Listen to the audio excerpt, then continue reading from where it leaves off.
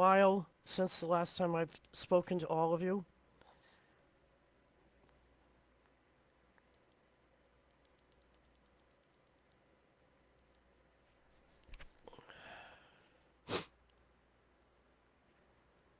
I think I've been trying to hold back from actually going live because there's so many things that has transpired, so many things that have been said and done,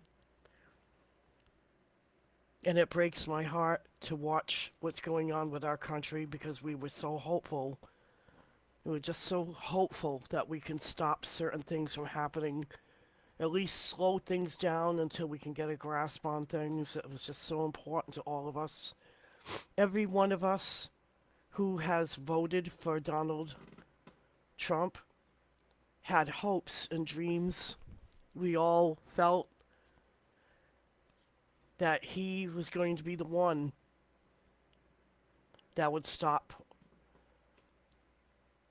the lawlessness that's been going on in our country, that's been beyond anything we've ever seen in our lifetimes. I'm talking about people in my age group and older too. We've never, ever seen such lawlessness. And it's in the Bible, by the way, in case you're wondering. Is that in the Bible 2D? Yeah.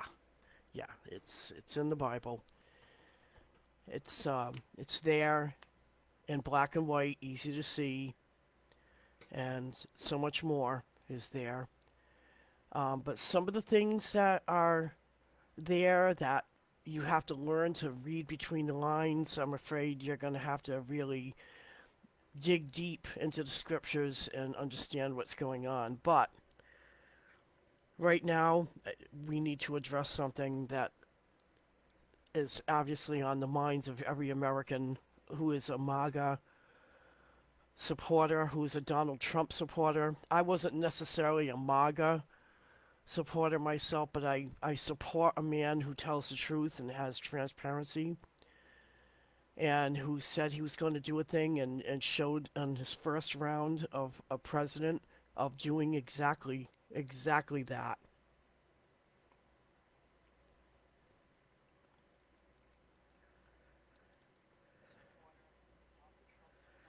So now we're at a crossroads, and it's one of the most important crossroads we've ever been on as Americans who have supported Donald Trump, and Donald Trump himself is at a crossroads right now. And it's called, What Do I Do About Israel? Oh, Israel. Israel is like a bad seed. I hate to say it like that, but Israel is like an adopted child that went bad, that that somehow will not become a good child. Israel is the kid who is going against his adoptive father, Donald Trump, who is saying to Donald, "Oh no, we're gonna do what we want now. Oh yeah, we'll sit and we'll listen to you, but we're not gonna do what you want us to do. Oh, you want us to not attack Iran?" And this bad child went on ahead and did exactly that. This child went out and started a war, and now this child thinks that he is going to have support from the United States of America. And there's a lot of strategic things that are going on at the same time. You know, we're watching our MAGA movement fail. We're watching the baseline complain about the things that Donald Trump is doing. They need to listen to Robert Kennedy Jr. They need to listen to Tulsi Gabbard. They need to listen to people who have their eyes on the world and they can see it very clearly what's going on. He's not listening to them. He's not. He is stuck between a rock and a hard place. He's stuck between an agreement that was made many years ago with Israel and an agreement he has made with the American people to no longer drag us into wars, to stop the continuous, endless wars. And right now, we are showing ourselves as being stuck, wondering what is going to happen next. What is Donald Trump going to do about all this? Let me tell you that there are strategic failures within the MAGA movement. There's a lack of institutional power. And while Trump remains the dominant force, the dominant the voice, we're still looking at every other thing falling apart through state legislation, through federal courts and national media platforms. They're still at war with Donald Trump. They're still at war with America, picking us apart, changing laws, thinking that's okay to do that, going against laws, thinking that's okay to do that too. California is one of them. Will not obey the law, the rule of law, and turning it around, making it look like they're being browbeaten or being suppressed or something. We all know that's not happening. And we're watching federal courts thinking that they can go over and above the president's head and make demands. Bring that man back. That murdering, child trafficking, people trafficking guy that we love so bad, that Maine father. Bring him back here to America. We want him back. You remember that?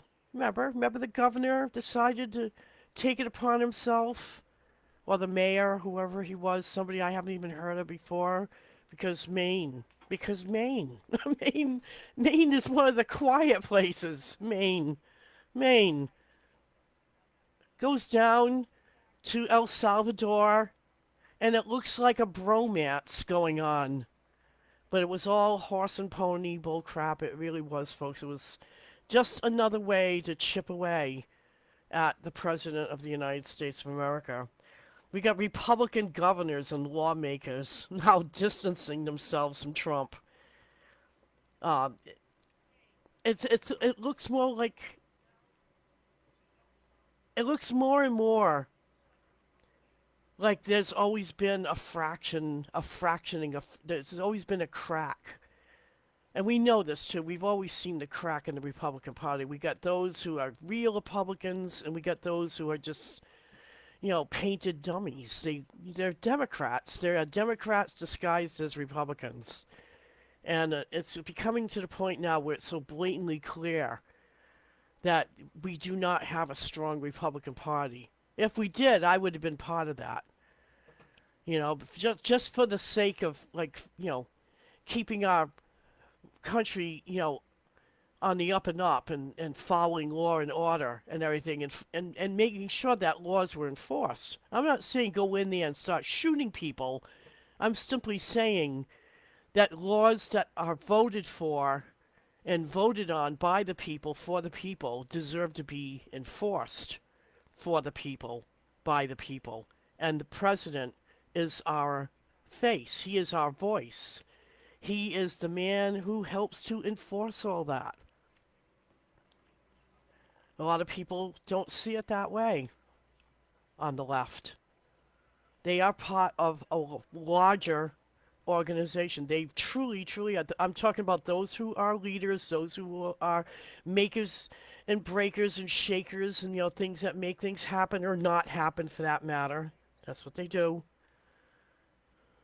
They are making it to where there's just a no-go. It's a split down the middle now, and they are refusing to follow the rule of law.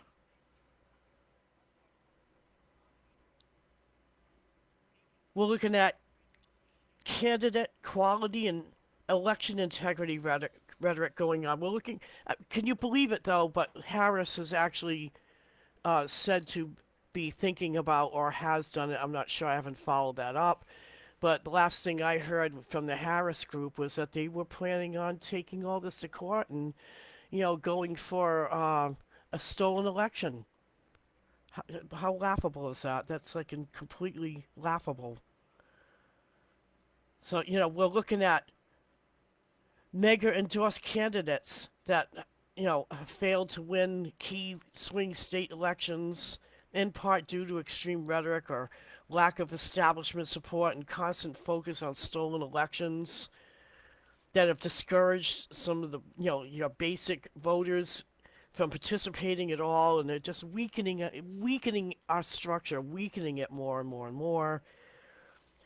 But another thing I'm seeing on the flip side, and because people actually come to me and go, D, what do you think? What do you think's going to happen, D?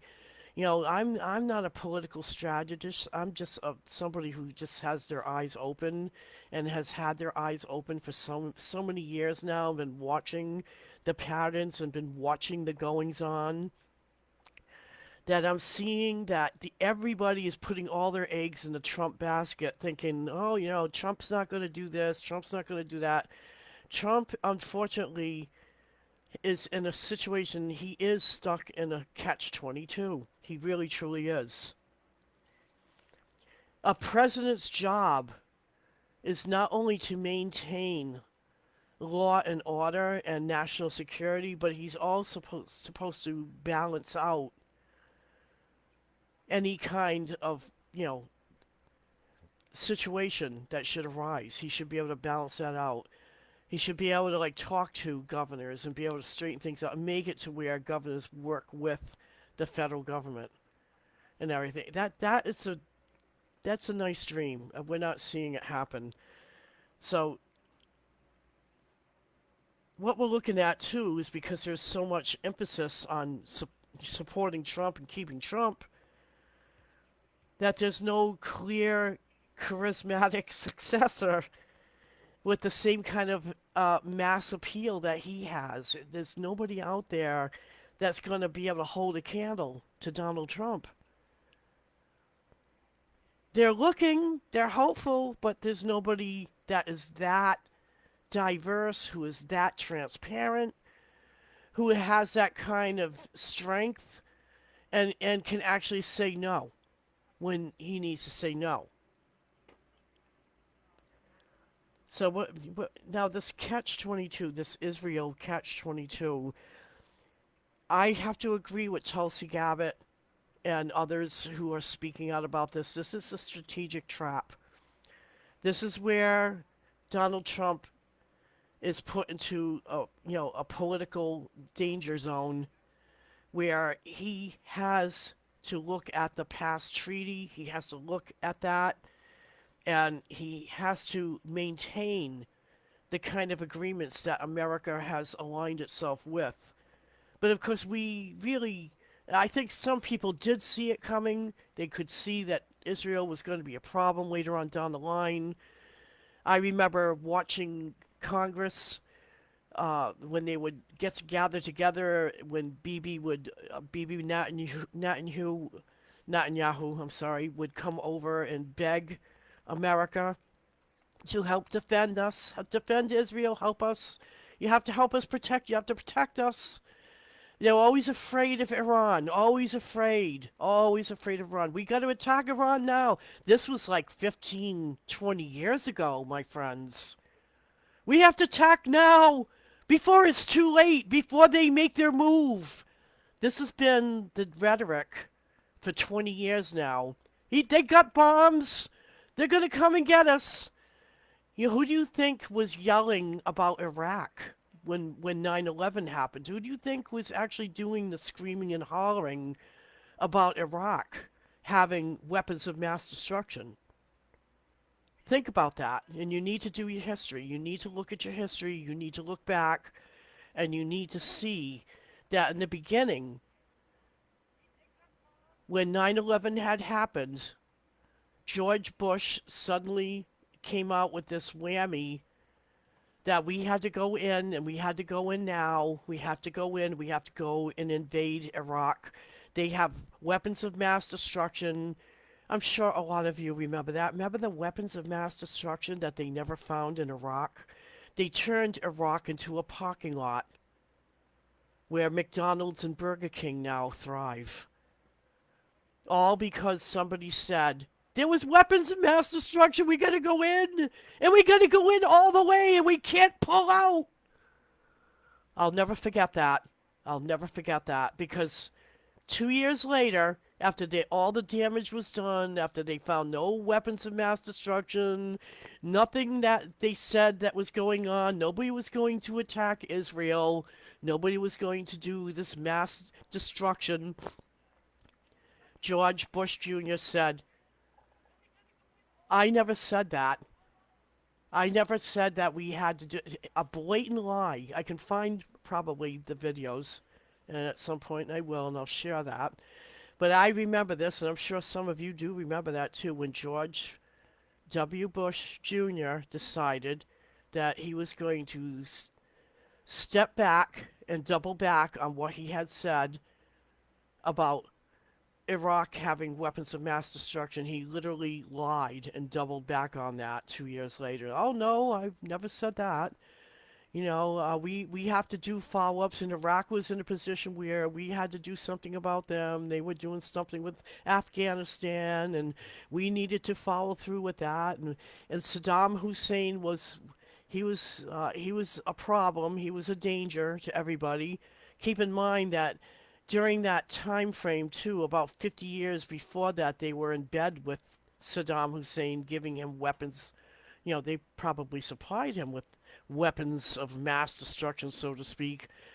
So a lot of the weapons that Iraq owned were actually USA-made weapons. They've even found weapons from USA in Iran. So, where do we draw the line here about what we're going to get involved with? So, this is where it gets more complex and it's dangerous politically. It is. Here's the setup. Now, we know that Trump has historically aligned himself very closely with Israel. He moved a U.S. embassy to Jerusalem. He recognized Golan Heights as Israeli territory, and he brokered the Abraham Accords. Okay, so evangelical Christians and older conservative voters, they applauded this, yay. And, there goes a move, a pro-biblical prophecy and pro-stability that, yeah, we have to be there for Israel because God, because Jesus. Because this marks the third temple. This marks the time where we can actually build that third temple. And Jesus will return and save everybody. Nobody wants that more than me. Nobody wants that more than me, but there's been a lot of talk about false prophecy, that this is a setup, that there is no reality behind the third temple actually bringing, and I'll explain that later, but, this we don't know still. We really don't know, okay? I'm going to say that right off right now. We could have bad actors and people thinking that, they're going to do this and do that when actually they are bringing about prophecy. So I'm going to straighten that right out in case you're thinking, oh, Dee, you're a lost lamb. No, I'm not a lost lamb. I know what's going on. It's just very complicated. It's very complicated at how they're utilizing America now and forcing us. They are going to force us into a war. That means anybody who has sons and daughters from the age of 20 up, I want to say at least until the age of around 35, they're going to get drafted. If they're not already raising their hands saying, yes, take me, I'll go, I'll fight, there are going to be others that are going to be drafted that don't want to be in a war. We're going to see things that are just not going to be good at all. So the war is actually dividing MAGA. It really is. The MAGA movement is being divided with this very thing. So we're watching, we've watched pretty much like a genocide occur with Gaza. And it's gotten to the point where this attack on Iran has now triggered U.S. military involvement. It has. Even though Trump said, no, we're not going to do this for you, we're not backing you, they still, by treaty agreement, have to intercept missiles and defend where it's absolutely necessary. Like, we're talking the Iron Dome, actually not being able to stop hypersonic, hypersonic at that, missiles from coming in and slamming Israel. I mean, I get it. We don't want to see Israel destroyed, no, but this is the fault of the state of Israel, the government of Israel, not the people, but the government of Israel itself, making a decision that's uniformly just dragging others involved, and the others are us. Netanyahu was told, do not do this thing, and he went on ahead and he did it. He just went on ahead and did it anyway, claiming too that God told him to do so and everything, that the Torah told him to do so. So we got two U.S. We got pro-Israel lobbies that pulling us into another endless war. So this is exactly what's going on, because if you've been looking at the history of Israel and others around them and everything, there's always been this endless they're my enemy kind of rhetoric going on, where there's fighting going on. I mean, Gaza is not the first thing. I mean, Gaza is just more land that they want to access. There's resources under Gaza. There's oil and there's liquid gas. That's what I've been told, and I believe that too. So they want Gaza for other reasons. They don't want to just get rid of Palestinians, or whoever they're claiming that these people are. These people, you know, are being run off land that they want to use for resources. That's the bottom line. That's for real. And also to expand the state of Israel even more, take over more land. This has been the thing all along. They were gifted land so they can have a state, so they can have a place, but they've been spreading out ever since, taking over land, mowing down houses, bulldozing houses, killing people. I mean, even they can't mow. If they don't want to bulldoze or mow over your house, what they did was just take the people, the occupants out, and move a Jewish family in. And that's what they did. And again, I am not anti-Semitic. I'm not anti-Jewish. I'm not. I was married to a Jewish man. I've known Jewish people all throughout my life. They're lovely people, good people. I have, yeah, and believe me when I tell you, and you can look it up. Don't just believe me. Look it up. Do your research. 80% of those who live in Israel, the state of Israel, are against what Netanyahu has been doing. They want him removed from power, but they made it, the state legislated it enough to where they cannot get rid of him, that he is in power now, and he's practically just in it for life now, so they can't get rid of him. The only way they can do that is by overthrowing him, and I don't think that's going to happen. So, the MAGA movement believes that this war is going to be used to trigger U.S. military involvement. Okay, like I said, we have pro-Israel lobbyists, making the moves, making the argument that we need to get in there, we got to help, we got to do this, we got to fight, we got to send people over. So this is basically the dynamics that we're looking at, that they're pushing for escalation. So now Trump is caught in a lose-lose scenario, basically, with all this going on. If he criticizes Israel or promotes isolationism, then he's risking alienating evangelistic people, Jewish doctors, and older GOP voters. And if he opens up himself to attacks as abandoning allies or being soft on terror and everything, he's going to be open to criticism with that, because he's always shown this strong front that any kind of weakness at all is just going to put more dents in the armor right there. If he supports Israel without question, then he's going to look just like the rest of them, this neocon warmonger, a globalist. And this is something that all of us, MAGA supporters, Trump supporters, MAGA, whatever you want to call them, but yeah, there is a MAGA movement. But this is also, too, what serious Trump supporters have been hoping that would not happen, that he would be the no war president, the end the wars president, end the continuous warring, the ongoing wars. Every time we turn around, there's a war going on somewhere. And that's no lie. This earth has not been at peace for so long. I can't even remember the date when there was no war going on. I can't. Can you? Can any of you remember a time when the earth was at peace and no country was at war? And if any of you have any answers to that and you want to go ahead and comment on this show, on the Brutal Truth show number 9, please say what's in your mind and in your heart and everything. Be honest and everything. If we can all at least talk this out and everything and know what's going on, like, amongst ourselves and everything. I mean, because we certainly can see clearly what's going on in the political field here, what's going on with the White House, what's going on with the MAGA movement, what's going on with these warmongering left.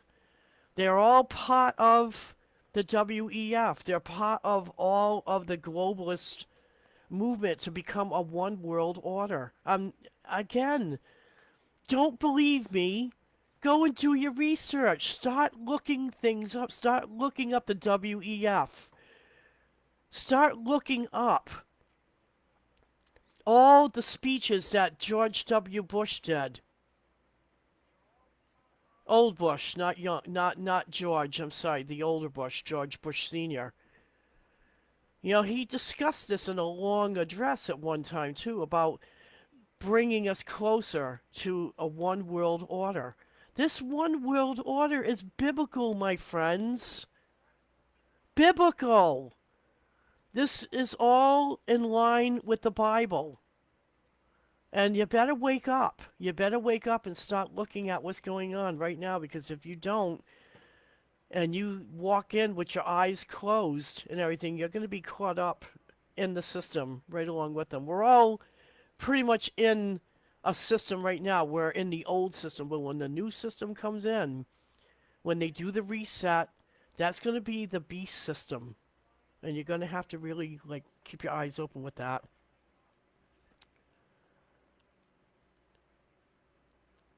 So basically, if he supports Israel without question, he's going to be a warmonger and a globalist. We're going to see him just like that. If he alienates the America First anti-interventionists who see the war as a Zionist overreach or a distraction for domestic collapse, he's going to lose his power. He's going to lose his standing. He's going to lose the MAGA movement. He's going to lose us. We're going to look at him and we're going to see him just like everybody else in the White House. So, a lot of us are thinking that the Israeli war may be the deliberate geopolitical snare that's going to trap Trump in. It's, you know, it's a bait. It's a what has happened with Israel bombing Iran like they did was open up a can of worms where others around them, other countries around Israel, are going to have to get involved.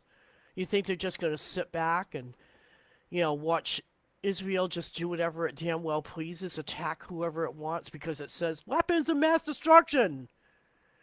Why should Israel have weapons at all if they're going to be blasting people away? This is exactly what they're accusing Iran of doing that they have not done. I'm sorry, but this is the cold hard fact. Iran has not attacked anybody. But yet there's this screaming and crying from Iran, from Israel, that Iran is just an inch away, just moments away from bombing. And they didn't even give them a chance to even fulfill that threat, that accusation. They didn't even give them a moment. They had 60 days from the last Trump talks with Iran, and before the 60 days was even up, Israel went right on ahead and started bombing them.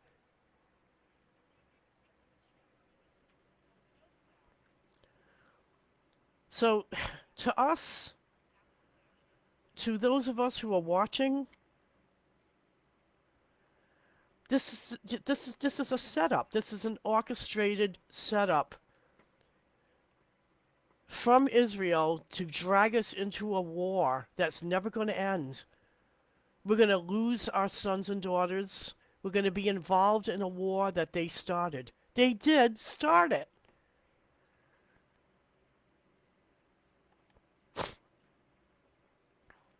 So by doing this, by dragging us into this war, this is going to force military escalation. And of course, this is going to be a big distraction from already the internal bull crap that's going on with our country as it is. The infighting, governors not following rule of the law, the consistent anti-rule of law, the no kings movement. That's going to keep going on. Don't think that has rested and died. Don't think because June 14th is gone by that this is over and we're safe. Hardly. It's going to drive divisions within the MAGA movement, the MAGA people. You're going to be watching evangelicals versus anti-globalist people. You're going to watch evangelists, these people who think that they're the best Bible thumpers in town, speaking in tongues and damning the rest of us who can actually see the literal truth about what's going on. There's going to be that kind of fighting going on. We're going to have religious battling right within our own country. If you haven't seen it yet, don't worry. You're going to see it. It's going to happen. Mark my words. And just like that, if there should be a censorship, if there should be like an anti-Israel or anti-war speech, rhetoric going on, if it ever falls out of Trump's mouth, they'll never forgive him. They'll cut him at his balls. They'll cut his balls off right there. We've already been watching how they've been trying to draw in and drag out things and draw away from his power, take away from his authority. They'll still keep doing it. They'll double up on that. They'll triple up on that if he goes that route. He's walking on a very fine thread at this point. So he's if he tries to justify not going into war with Israel, he's going to be in trouble with all the religious groups that are backing Israel. If he goes into an anti-war speech, he's still going to have the same results. Because there are those who are warmongers who are just, I'm sorry, but they are just so gleefully waiting and, tingling their fingers together, waiting to have, like, nukes going off in the Middle East. They want to see Iran turned into a big giant parking lot so they can move more franchises in there and take over. But they've already been talking about helping them put in another government, and then they can cross Iran off of the few countries left on the list of those who are not owned, who are not part of the Rothschild bank global banking system.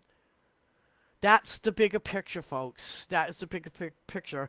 There's only like a couple of countries left. There's Russia, and I forget which other one. Forgive me for not having all my facts in front of me. At this point, I'm just kind of ranting and talking about things that are important that we need to be aware of. But Iran is on that list. They crossed that list off. Then the list is just now, I think, 2 or 3 countries now that are not signed on to the Rothschild global banking system. This is the new reset.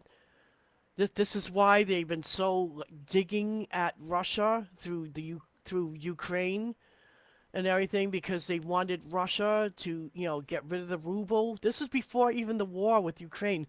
They were literally pressuring Russia to get on board. You better get on board with this. Be part of the global thing. Don't be left out. Get rid of that ruble and everything. We're going to be switching over to Bitcoin. We're going to be doing this. Are you with us? And of course, Russia said no.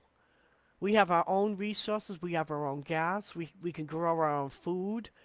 You know, we manufacture our own goods. What do we need you for?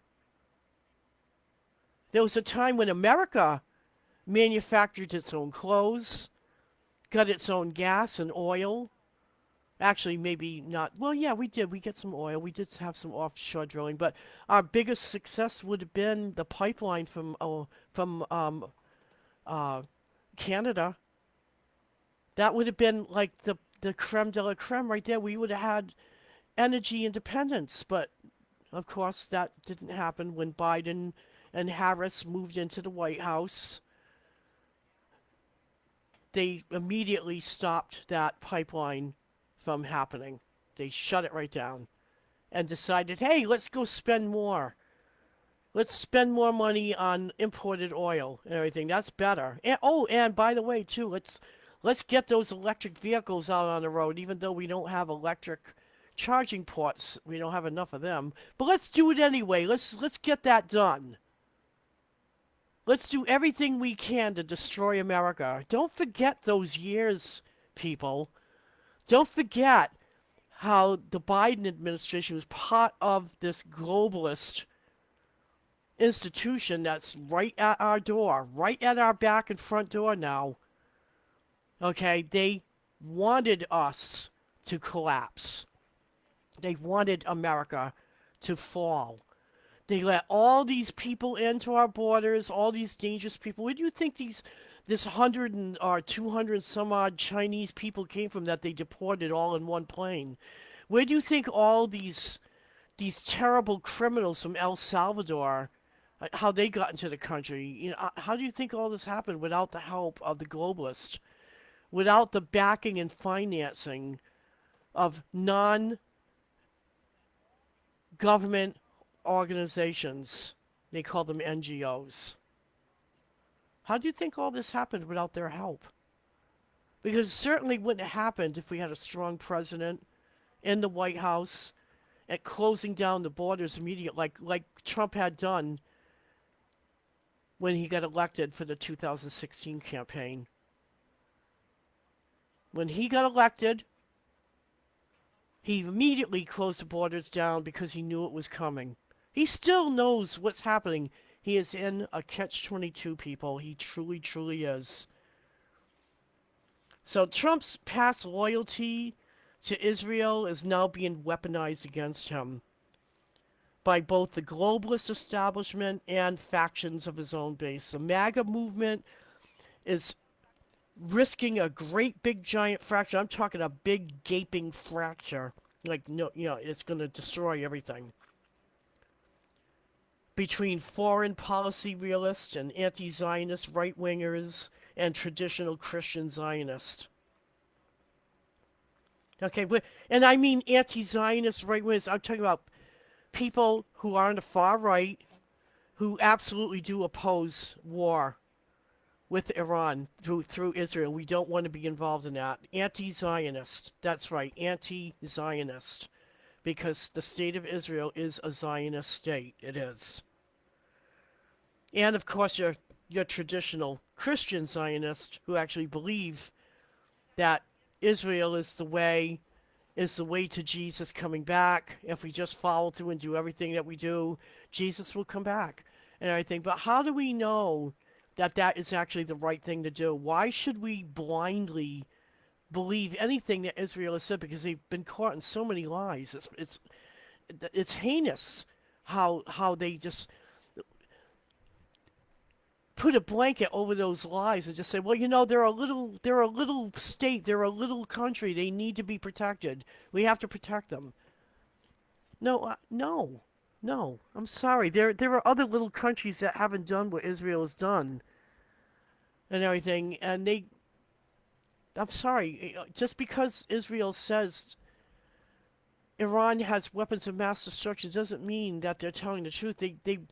There was no truth in Iraq having weapons of mass destruction. None, none. We went in there. We destroyed their cities, and we dragged Saddam Hussein through the streets. Finding him hiding somewhere. Yeah, the man was bad. I'm not trying to stick up for him, or I mean, God will judge him when the time comes, if he hasn't already been judged. But we're being used. We're being used. We're being maneuvered on a big chessboard. And by Israel going against an agreement with Trump to not do anything until more talks could happen, because we were there for them, we would have defended them. We would have, if Iran had actually attacked anybody, we would have been right there, per treaty agreement, defending Israel right to the end. We would have been doing, but no. This little tiny state, not even tiny, it is small enough, but here's the thing, okay?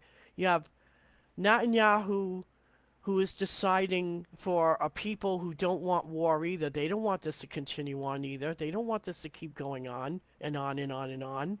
They don't. So how is he for the people? He is for somebody else. They are part of another global system. And we all better wake up and open up our eyes to that. So like I said, his past loyalty to Israel is now being weaponized against him. Okay? We have fractures right within the MAGA movement and everything. The MAGA supporters, the Trump supporters, are now facing off with the anti-Zionist right-wingers and the traditional Christian Zionists. And unless we have a clear stance that articulates and satisfies both nationalist values and moral cautions, Trump is going to lose support when he goes into, when he goes into 20, much, much worse.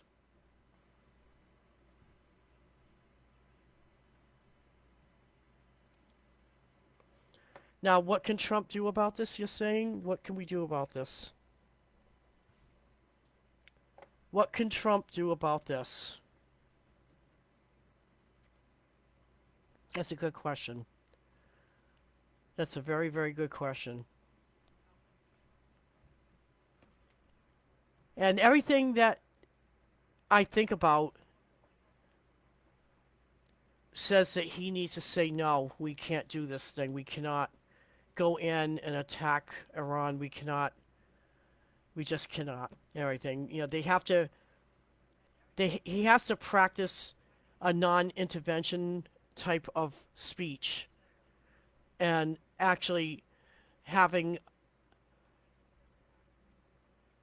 a speech that is talking about helping them get along, creating treaties, mending the fence and everything, so to speak.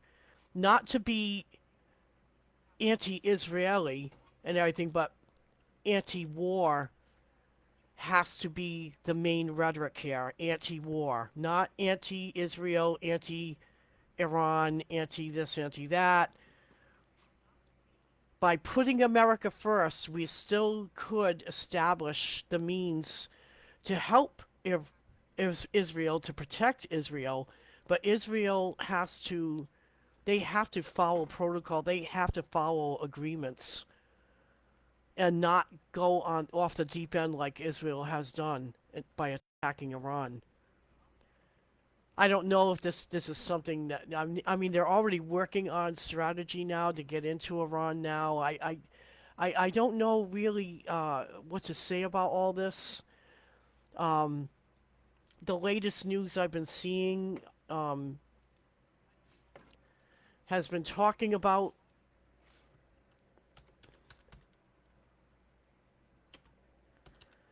let me see. I'm gonna go with the latest news here.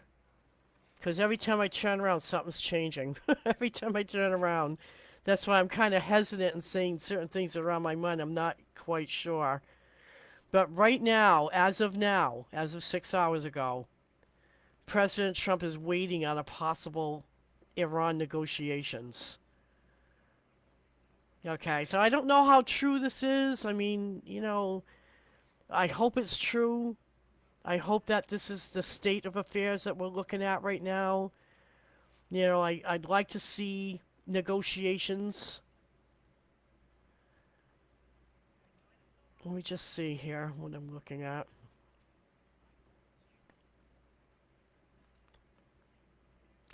Yeah, even the news is saying it. Could a U.S. strike against Iran threaten support for President Trump? Absolutely. Absolutely. How can we not think otherwise? Because the reason why we voted for Trump is so that we would not continue on with endless wars.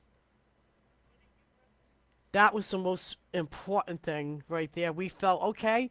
He came through with all the other promises that he promised us. He came through with all that and everything. And yes, he's been going out there. He's got a foreign policy going on. He's been trying to talk peace. He's been, I mean, look at the first round. He got North Korea to stand down. He had a lot of people like agree with him that there should be a no war policy for the whole world. This was during his first presidency, and now on the second presidency, we got some radical things going on that's really out of his control. A lot of people are asking the question, which way is Trump going to go? Which way? And who is the real enemy here? I'm going to tell you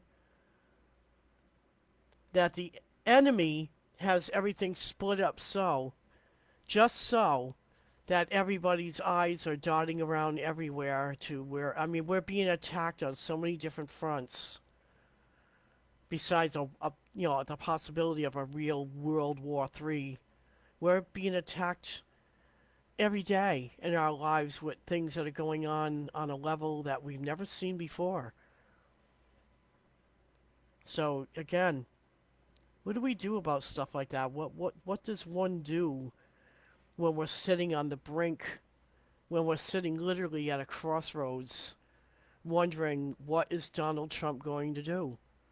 Because we want to support him, we certainly do, but we don't want to support a war with Iran either on behalf of Israel, who started it.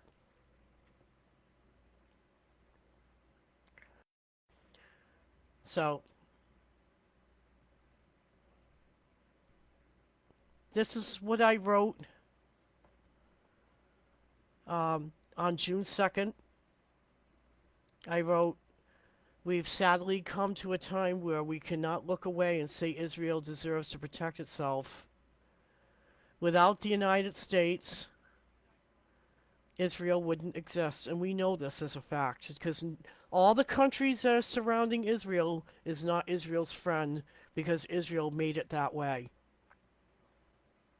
The American government, needs to reassess its involvement with Israel. A two-state governing is essential, and this was at the time on June 2nd when there could have been something done. They could have stopped pounding Palestine. They could have stopped pounding Gaza with missiles that are meant for real wars. They were literally just pounding men, women, and children. How many some Hamas people are there exactly? I mean, come on. Is that mother and child part of Hamas too? Oh, wait a minute. That's right. They could be the next recruited Hamas people. Yeah, and that child could grow up to be a Hamas terrorist. And I'm sorry, I can't abide by that. I could not abide by that. So at that time, a two-state governing process would have been essential. It would have been the best thing to have because those people had just as much right to live as anybody else did, and they were actually indigenous to the region. Zionists from Europe created the state of Israel. Okay? They created that and they received it as a gift. It was a gift to the Jewish people so that they would have an actual place to call home.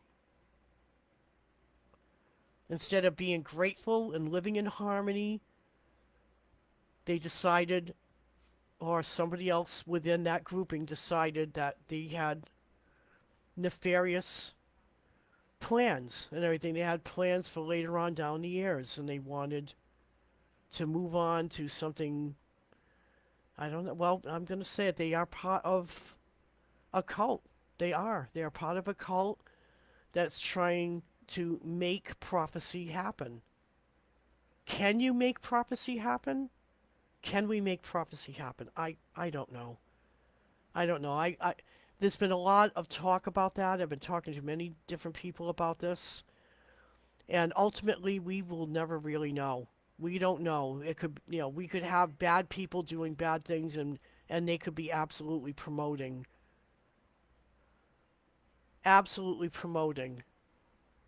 prophecy to happen.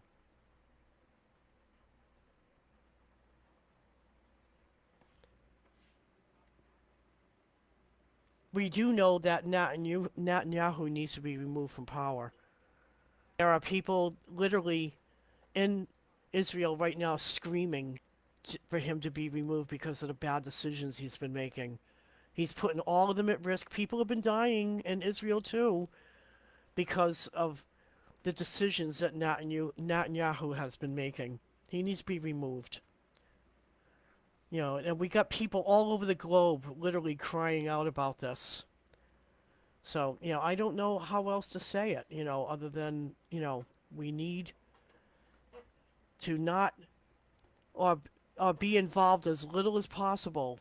Protect Israel with the Golden Dome. There's a new talk about the Golden Dome. I don't know if anybody's heard about that, but it's supposed to be able to be a little bit more sophisticated so that they can stop some of those hypersonic missiles coming in. It'll be better. Help them with that, yes, yes. But I would not encourage them to help Israel any further promoting their rising lion war rhetoric. They want to go to war. They want to eliminate all the countries around them so that they can have all that extra territory to become what exactly? We'll hear arguments from the Christian evangelists. Oh, well, when Israel grows stronger, we go stronger too. Yeah, they do, because they don't realize what they're ushering in here. They have no idea. They think they're on the right side. But they're literally ushering in a new world order based on a beast system, an antichrist system. They really are. They're just opening up the door for their own demise. Because sooner or later, that attention is going to be turned on them. Well, you're a Christian. You don't believe in what we believe in. We have to do something about you, too. But that's coming on down the road. That will happen right on down the road. No doubt about it. No doubt about it. Another objective that I see that needs to be done is to separate Jewish identity from Israeli policy. And I know that doesn't make any sense right now because there's been a lot of people that have talked about things about, is being Jewish, is that a race or is that a religion? Think about that. Is being Jewish a race? Are you a race of people? Because yes, they can identify a Jewish person. There's a marker. Their mother should have a marker in her that shows Jewish identity. That's a proof. You can look that up. So anyone born from a mother who has that mark, they are Jewish. Males don't carry that marker, but if they are born from a mother who has that mark, then they are Jewish birth. They are Jewish. So the neutralizing anti-Semitism while defending America First principles, that's like a big thing right there. That's actually wrapped up with that, because any time we try to have an objective criticism about Israel, all of a sudden we're anti-Jew. We're we're we're we're trying to kill the Jews. We're anti-Semite. You know we're Nazis. So you need to get this. Everybody that's listening to the show, you need to get this straight. That there is an actual question about this. Is being Jewish part of being a race that's, basically reacting? Well, not everybody, not every Jew is reacting the way Netanyahu is reacting. Netanyahu and the state of Israel is acting. Not every Jewish person is reacting on a psychological level the way that the Jews have unfortunately been treated by Germany. They're looking at this as, okay, that was the past. We are living in the present now. We can't do the things that the Nazis have done, but yet look what they're doing. And when you try to criticize that, because there is no separatism between race and religion, and it doesn't seem to even matter either way you look at that and everything. Israel has become a special child. Like, you can't pick on that child no matter what they do because they are Jew. That's something's gonna break there. Something, we gotta stop that. Yeah, we can condemn anti-Semitism, but we should also be able to criticize foreign influence in U.S. policy, regardless of origin. If Israel is doing bad things, if they're a bad actor on the global platform, we need to be able to say something about that. Go, oh, no, you can't. They're Jewish. They're Jewish. Don't do that. That's against the rules.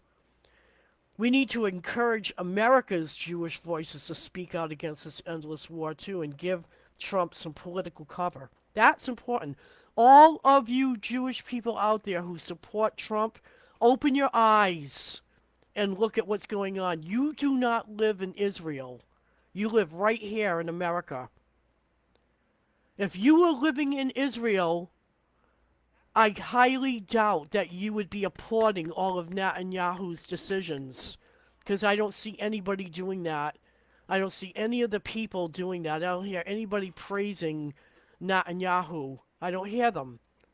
And I've been looking through a lot of different videos, a lot of different aspects of Jewish life, looking at all. They never ever say yay for Netanyahu, yay, yay, yay. In fact, a lot of them are walking around in this state of depression, wondering where their future is going to go, where their future lies. They're wondering what's going to happen next and which area of Israel is going to be hit next. It's not encouraging. I'll tell you that right now. So, if you are a Jewish American, I beg you to start supporting Trump on a ending the war voice. We need to end these wars. We need not participate in Israel's war. Israel started this war. We can help defend them with an Iron Dome, Golden Dome, whatever you want to say. We can defend them against missile attacks. We can do the best we can, but they started the fire. It's up to them now to get involved with negotiation and talks to put the fire out. We need to reiterate that support for American Jews does not require endless military aid to any foreign nation. Let's separate it up, folks. Let's separate it up right now. Okay? Separate it up. Just because you're Jewish doesn't mean you belong to the state of Israel. It doesn't mean that at all. You're Jewish and you live in America, you are an American Jew. And you have a right, as an American Jew, to criticize your fellow Israeli Jew or your fellow Israeli Jewish power, meaning Netanyahu. So we need to be able to do that. We need a strength of of Jewish voices right here in America that are going to be on Donald Trump's side and helping to set the record straight that there has to be a separation, that America must come first as Trump promised. America, it's not Israel first. No, no, I'm sorry. If Iran attacked Israel out of the blue, I would say yes. We need to protect them as per treaty agreement. We need to go over there and let's do the will of God. Let's get it done. Okay, but this is different. This is a setup. This is a setup. And it's not going to end well if we don't figure out a way to get Donald Trump out of this setup.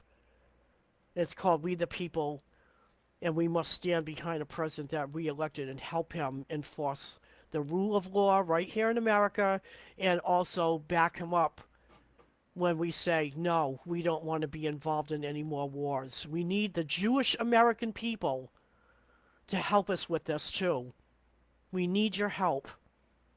It's now time to separate yourselves from Zionism, period, and be that strong voice that tells America once and for all, we don't want war with Iran. As American Jews, we don't want war with Iran.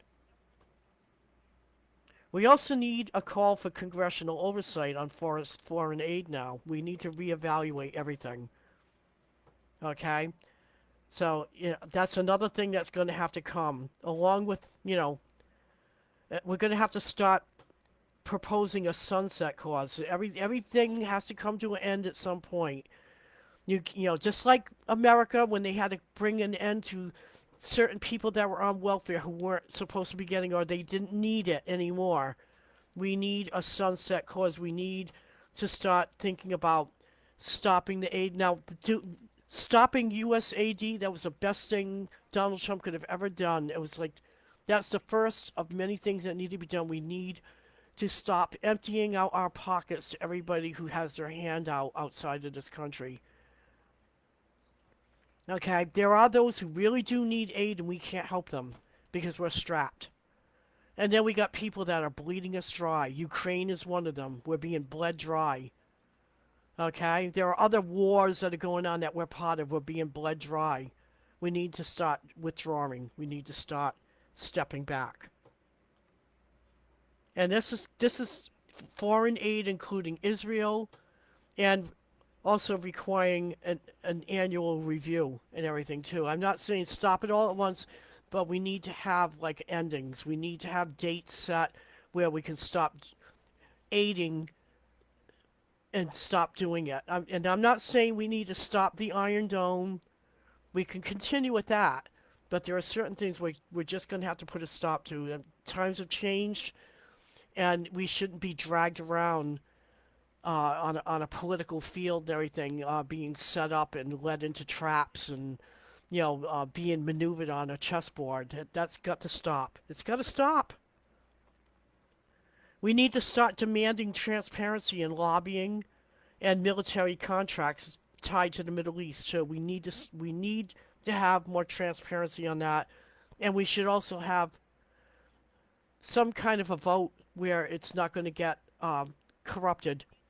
And I'm not talking about like a Dominion machine vote either. We got to have some kind of a system by then to have a vote made and everything where it shows that we, the people, are supporting or not supporting an initiative.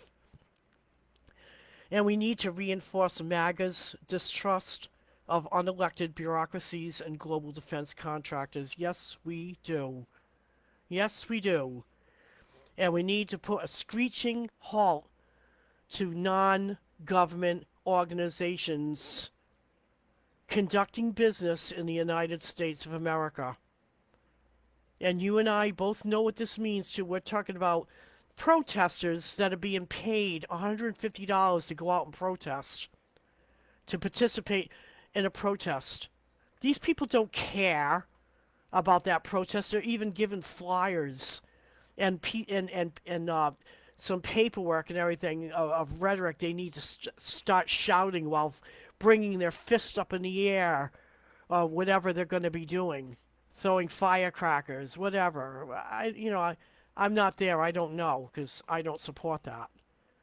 If you're going to be a protester, you better be supporting that thing that you're protesting. Actually, supporting or the protest itself. In other words, you better be on the actual side. Okay? $150 a day. It to me is not a real job and it's not active support. It's not. It's paid militia. That's paid terrorism. Yeah, I'll call it that, terrorism.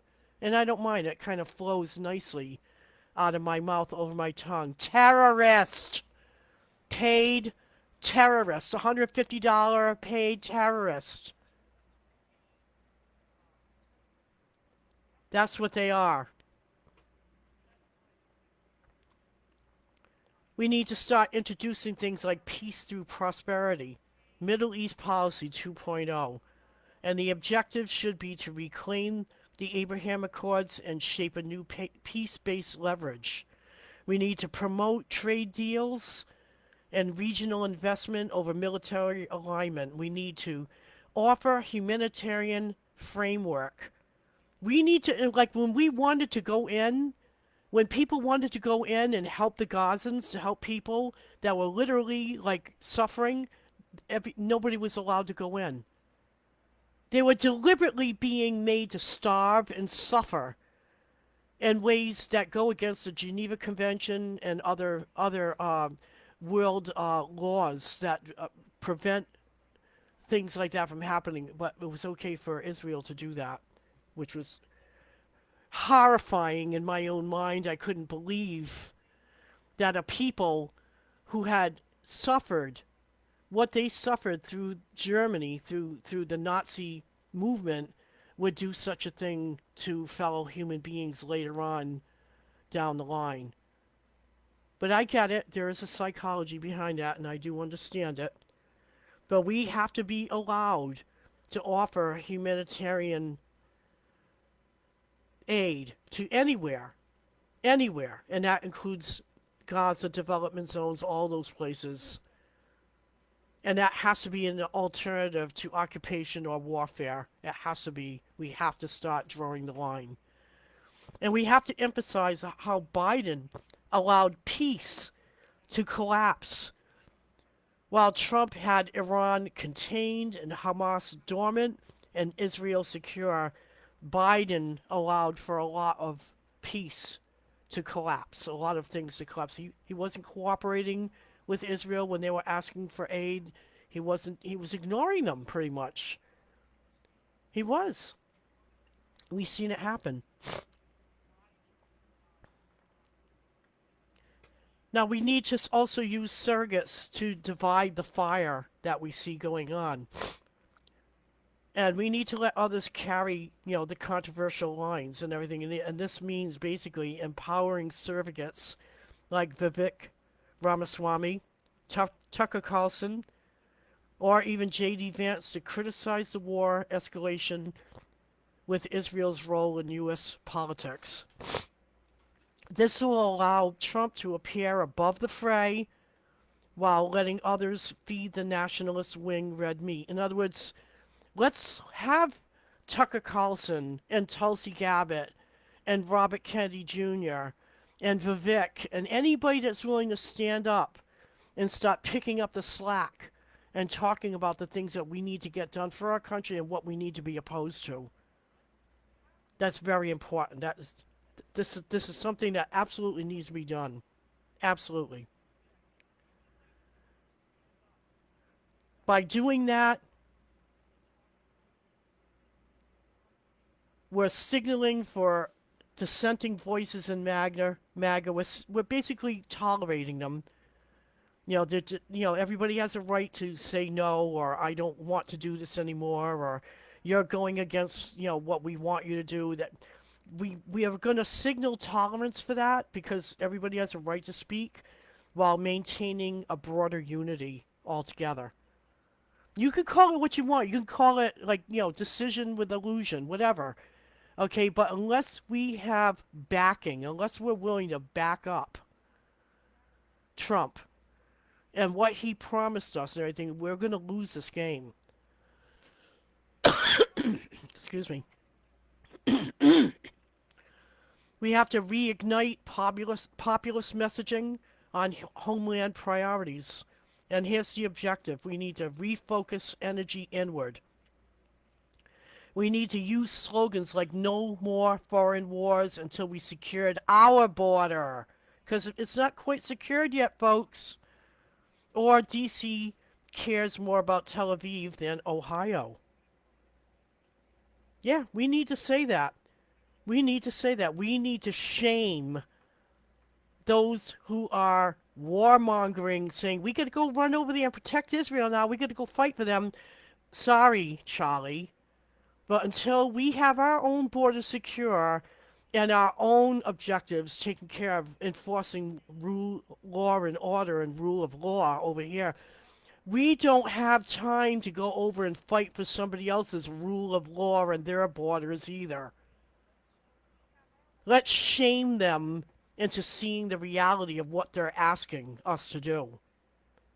They're asking us to send our sons and daughters to go over there and fight a war for Israel when we haven't even finished the war we got going on over here to protect our own country here. Protecting our country from people who are in our country right now, who are looking to bring us down, who are looking to poison our land, our water. Come on, you've seen the news, right? You've seen it. We have people literally smuggling in dangerous fungus. A fungus among us that's going to kill our crops and kill us. We got things going on here. We got California that's nearly completely invaded. I'm sorry, I'm going to call it as I see it. When you have an entire strip of land like California fighting against the National Guard, fighting against the local police over ICE agents coming in and getting rid of those who don't belong here. We have got an invasion on our hands. And we are rotting from within with people in our government saying that these people belong here. Oh, they belong here. They live here. They're part of America. You know, we need to give them a chance. I'm sorry, they've had many chances, and all the chances that they've taken has been breaking the law. And I'm sorry, I lose myself a little bit here, and forgive me for that. But, you know, we're watching children and adults being trafficked in and out of the country, watching drugs coming in that are so much more dangerous than we've ever known before. You know, we have governors that instead of being unified and protecting Americans and you know, unifying through America first, are going against us and putting America last and putting themselves first. Look what Newsom has done. And one of his mayors, Karen Bass. Look at these people. They don't belong in the position that they're in. They do not. They are not governing the state of California the way it should be governed. They're allowing people that don't belong there to rule over their society there. Rents are getting higher. You know, we got high rents there. Nobody can afford to buy a place to live. They have homelessness such as, you know, we've never seen before. They have drug abuse. They got people literally walking around looking like zombies, bent over with their head practically hitting the ground on their feet with sores on them from drugs that are literally rotting their flesh. And this is okay with Governor Newsom? I'm sorry. It's not okay with me. And I'm sure it's not okay with a lot of you other folks, too, who have been watching this going on. It's not okay. It's not okay. No more foreign wars until we've secured our border. Because D.C. cares more about Tel Aviv than Ohio. We also need to highlight veterans, inner cities, the economy, the fentanyl crisis, the reposition of domestic issues as the real battleground, because it is. You cannot help your neighbor until you fix your own backyard.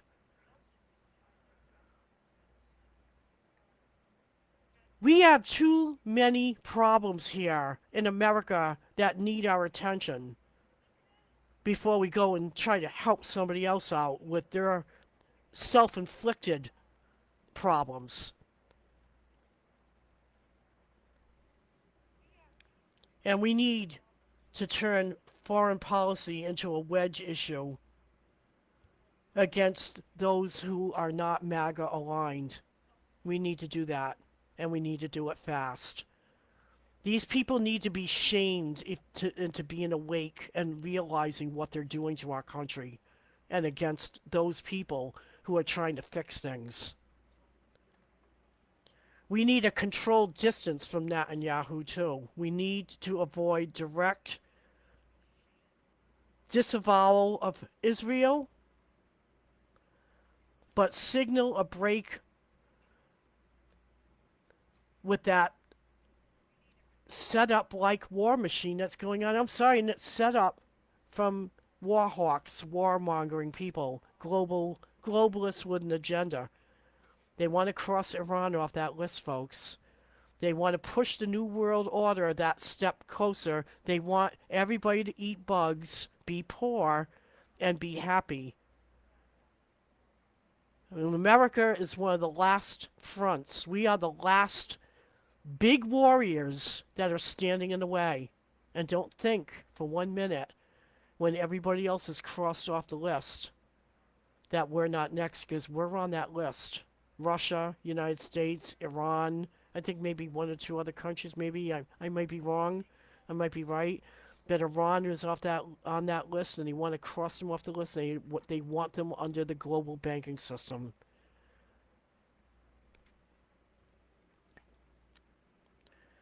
We need to express disappointment in Netanyahu's handling of peace efforts post-Abraham Accords.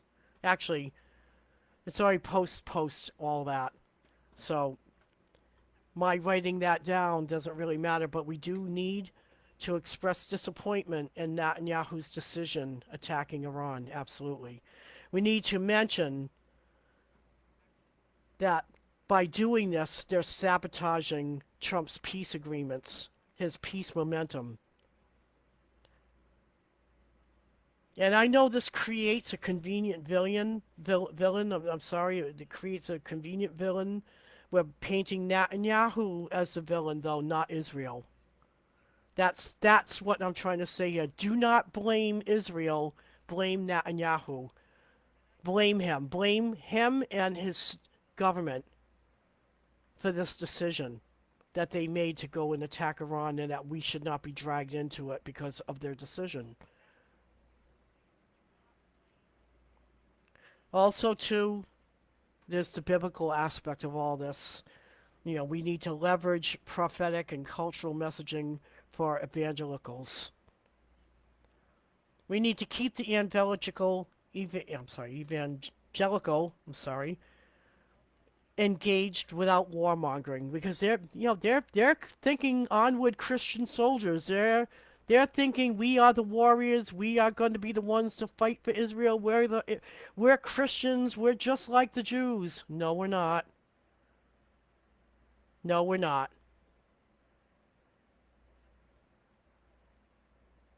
There are many of us that do not think like Netanyahu, and there are many Jews who don't think like him either.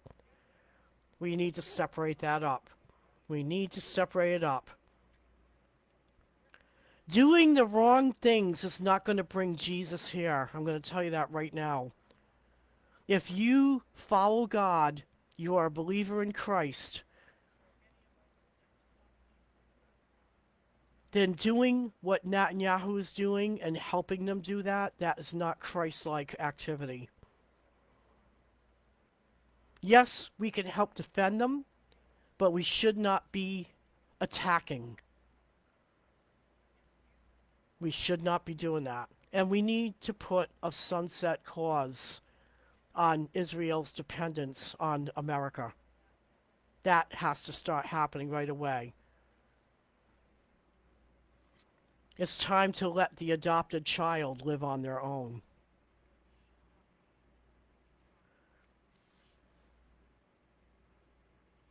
Right now, we're looking at evangelicals using MAGA as a fulfilling of God's plan by protecting freedom of worship, Israel's right to exist, and peace in the Holy Land. They're looking to reaffirm biblical prophecy support for Israel. Well, we are, rather, without trying to do it in a military action. We're trying to promote Trump as, well, they are. I'm not sure if God really did choose Trump, but Trump promised that this was going to be America first and he was going to be a peaceful president, not a president of destruction. So that's very important that we need to take care of right there. And just as, a summary of everything I'm saying, okay, Trump right now is walking a razor's edge between defending America's sovereignty and appeasing a deep, deep Zionist and prophetic wing of his baseline. So we need to shift focus from defending Israel at all cost to defending peace, prosperity, and U.S. independence at all cost. We need to allow space for internal debate while keeping the movement's largest enemies, largest base enemies, the globalists, the warmongers, in the crosshairs. We need to have a strong voice from our Jewish Americans backing Trump in all of this. We need to separate race from religion, Zionists from anti-Zionist.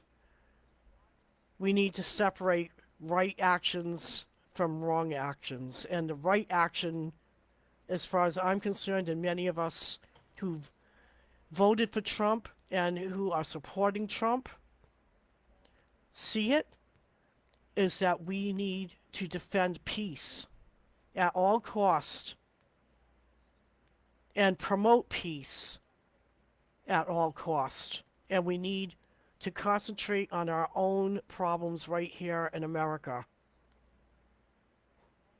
That's what needs to be done.